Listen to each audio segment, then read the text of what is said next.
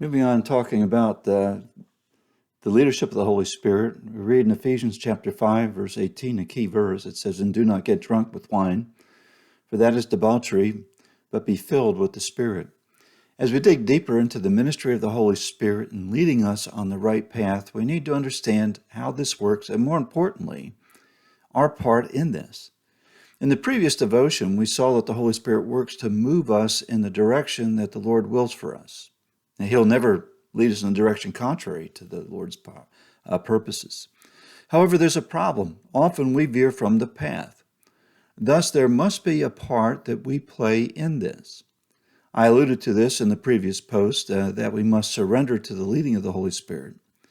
And as previously mentioned, this will take a few devotional thoughts to develop in its fullness.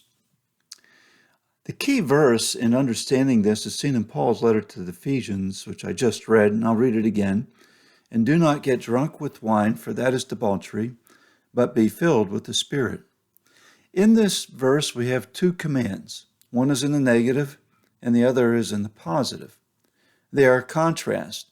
One is to be avoided, and the other to be embraced.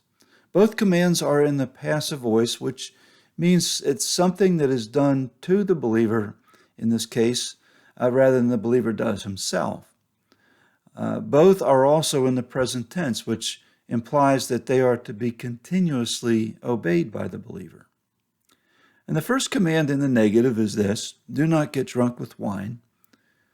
And since it is a continual or characteristic command in the passive voice, it could be translated like this: do not let yourself be being made drunk with wine.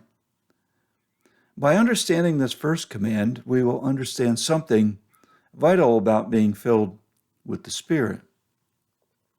Years ago, I was driving to our home in Chicago, a Chicago suburb, from a job in Cincinnati, Ohio. It was late at night, and I was traveling on a highway under construction. There were concrete barriers lined up on each side of the usable lane on the highway. I ended up behind a car that was totally out of control. The driver must have been driving under the influence of alcohol. So he would weave to the left and drive for a quarter of a mile or so against the concrete barrier with sparks flying off the side of the car. And then, sensing his error, he would drive over to the right side and scrape the right side of his car on the barrier, sparks flying as well. And this routine went on for miles, first to the left side, then to the right side. Now, I am absolutely positive that if the man was sober, he would not have driven like that. He was operating his car while under the influence of the alcohol. In a sense, the alcohol was controlling his driving. And this is the issue. Things can get into our lives that will influence our actions. The contrast that Paul presented here is that instead of being under the influence of the wine, the believer must function under the influence of the Holy Spirit. Now let us look at this more in a metaphorical way. A person under the influence of alcohol does not act rationally. They act irrationally. Looking at this from a broader perspective, there are many things that can take control of our lives and affect the way we respond to situations in life. They can get us off track with the purposes of God. Alcohol abuse is just one example. People often imbibe in worldly things that will get them off track with God's purposes. And John wrote of these things of the world system. He wrote this: "Do not love the world or the things in the world. If anyone loves the world, the love of the Father is not in him. For all that is in the world, the desires of the flesh and the desires of the eyes and the pride of life, is not from the Father, but is from the world. And while we are in the world, we are not to allow the things of the world to be our influencers. We are commanded to allow the Holy Spirit to be the influencer of our lives. He is to lead us, guide us, and empower us to fulfill the higher and most glorious purposes of God."